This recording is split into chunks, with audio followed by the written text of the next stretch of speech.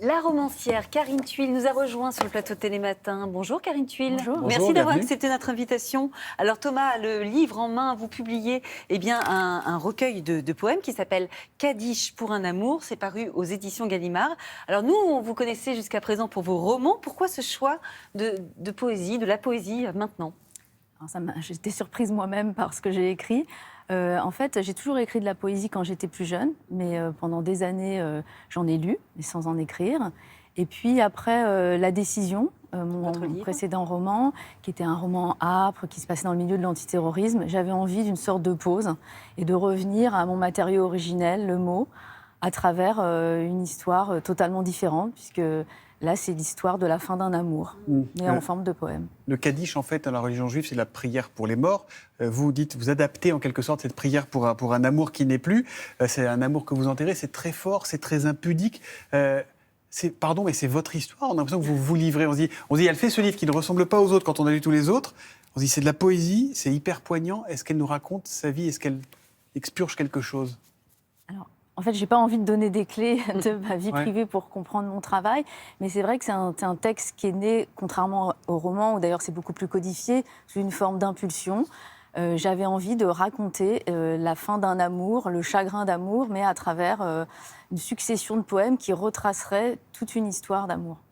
Elle ne nous a pas dit, hein. Thomas, Non, vous mais vouliez moi, savoir. je respecte. C'est bien de rester dans le fantasme de ce qu'on lit. Est-ce que vous pouvez nous rappeler ce qu'est un Kaddish ? Oui, alors le Kaddish, dans le judaïsme, c'est la prière des morts, mais contrairement à ce que son nom indique, en fait, il n'est jamais question de la mort. C'est une sanctification du nom divin et on glorifie plutôt la vie. Et j'avais envie, il y a beaucoup de prières dans le judaïsme, mais il n'y a aucune prière sur la fin d'un amour, qui est pourtant l'un des événements fondateurs et destructeurs d'une vie. Et j'ai pensé que ce serait très original de d'écrire cette sorte de prière, qui serait aussi une prière universelle pour le retour de l'être aimé. Donc j'espère que les gens le liront de cette façon. Il y a un autre auteur qui a été très touché par cet ouvrage, Kaddish pour un amour, c'est David Fuenquinos. Bonjour Karine, j'étais à ta place hier, donc voilà, j'ai fait ta première partie en quelque sorte. Te dire à quel point c'est extrêmement émouvant, voilà, quand on est un de tes amis, de te lire et de voir à quel point, livre après livre, d'une manière si impressionnante, tu crées une œuvre voilà, si puissante et si importante. Et là encore, voilà, cette idée merveilleuse de créer une prière comme ça pour un chagrin d'amour, c'est absolument poétique et bouleversant. Voilà, je t'embrasse très très fort, et puis j'embrasse aussi bien sûr Thomas et Julia. Ben voilà, la Gentil. bise de Je suis David très Fuenquinos. touchée, j'adore David Fuenquinos, c'est un ami très proche. Et effectivement, je lui fais lire tous mes livres, on s'échange, on parle beaucoup de ce qu'on fait et ça me touche beaucoup qu'il soit Il a été intervenu. Et il est comme nous, étonné, il est ouais. remué par ce livre. Vous avez l'impression d'avoir aussi fait œuvre utile pour les autres avec ce livre ? Est-ce que en gros, ça va pas, vous avez un immense chagrin d'amour, il y aura cette petite Bible maintenant qui sera là et on dirait, voilà, déjà on se dit, je suis pas seul. Je suis pas seul. Je l'espère. Et en fait, c'est ce qui est formidable à travers l'écriture, c'est qu'on trouve un écho aussi en soi. Et je me rends compte avec les réactions, parce qu'il y a beaucoup de gens qui m'écrivent, des gens que je n'ai pas vus depuis très longtemps, qui ont vécu un chagrin d'amour et qui ont trouvé dans ce recueil quelque chose qu'ils ont vécu eux-mêmes. Et c'est vrai que la forme du poème facilite aussi cette identification, parce qu'on peut très bien lire un seul poème et puis reposer le recueil pendant 2-3 jours et le reprendre. Et voilà. Karine Thuil, vous pensez réellement qu'on peut se remettre d'un chagrin d'amour ? Difficilement, à mon avis. Je pense que c'est une des plus grandes épreuves et on peut ne jamais s'en remettre, comme on peut tout à fait s'en remettre. Mais c'est aussi une expérience extrêmement enrichissante, parce que je crois qu'elle touche à votre condition humaine dans ce qu'elle a de plus âpre, de plus vif, puisque celui qui vous aime a le pouvoir de vie et de mort sur vous.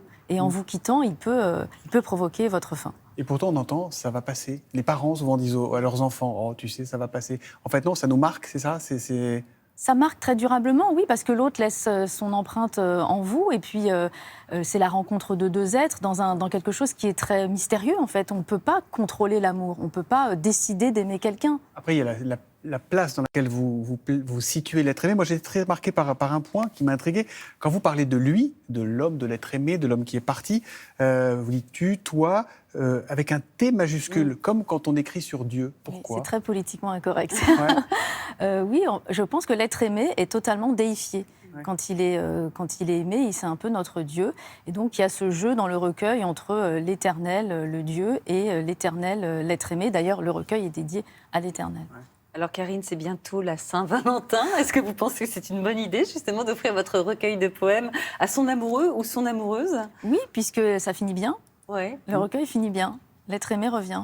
Donc, oui, on peut moi je me suis l'offrir. posé on peut parler de la fin ou pas? Oui. Ouais, je vais poser la question parce Oui. que, en fait, pour le coup, c'est un Kaddish à la fin. C'est pas vous qui l'écrivez, si, la fin, quand vous Ah, dites la toute la fin. toute fin, ouais. Oui, le Ma rond. prière a été entendue. Oui, si, c'est moi. Ah, c'est vous ça? Je Oui. pensais que Donc, c'était ça un veut dire, texte. Il revient, Thomas. Ouais, mais Il c'est bien, revient. c'est une bonne nouvelle. C'est pour ça que vous avez ce sourire finalement, peut-être, mais bon, nous ne trahirons rien du tout. Vous écrivez des traits, enfin, moi je trouve ça, faut se laisser porter. On ne peut pas lire un extrait parce qu'il faut se mettre dedans. Nous ne pouvons pas être ensemble, nous ne pouvons pas être séparés. Malgré ça, on peut re-aimer. On peut re-aimer quand on Oui, est je suis séparé. convaincue qu'il peut y avoir plusieurs phases dans une histoire d'amour. Qu'il y a quelque chose qui lie deux êtres qui se sont aimés très fortement, qui peut être de l'amour-passion, qui peut être de l'amitié, mais à mon avis, il reste toujours quelque chose. Même dans la haine, Ouais. dans l'expression de la haine, il y a une forme d'amour. Laissez-vous surprendre par ce Kaddish pour un amour de Karine Thuil. Vous aimez Karine Thuil, vous avez l'habitude de lire Karine Thuil, lisez-la, vous allez toujours l'aimer, mais vous allez trouver La Karine Thuil re-aimer. totalement... La re-aimer, On va la exactement, re-aimer totalement encore. différente. Petite page de pub et on se retrouve.